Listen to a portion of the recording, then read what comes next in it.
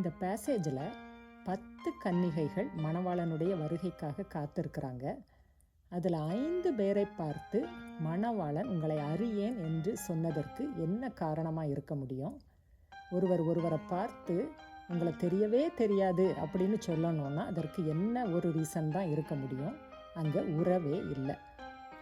உறவு இல்லாமல் போனதற்கு என்ன காரணம்? எந்த உறவும் ஒபீடியன்ஸ் இல்லாமல், சாக்ரிஃபைசஸ் இல்லாமல், விலை கொடுக்காமல் நிலைத்திருக்க முடியாது என்பதை இந்த நாளில் நீங்கள் ஞாபகம் வைத்து கொள்ளுங்க. அந்த எக்ஸ்ட்ரா ஆயில் இவங்கக்கிட்ட ஏன் இல்லை? இவங்க விலை கொடுக்கலை.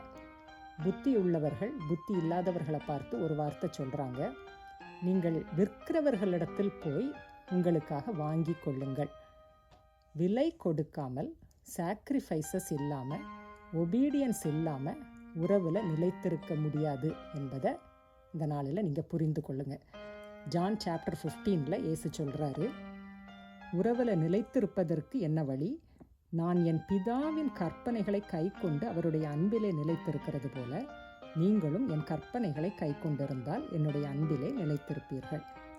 இன்றைக்கு இந்த ஒபீடியன்ஸுக்கு உங்களை ஒப்பு கொடுங்க. எந்த சாக்ரிஃபைஸையும் கர்த்தருக்காக பண்ணுறதுக்கு ஆயத்தமாக இருங்க. கர்த்தர் உங்களை ஆசீர்வதிப்பார்.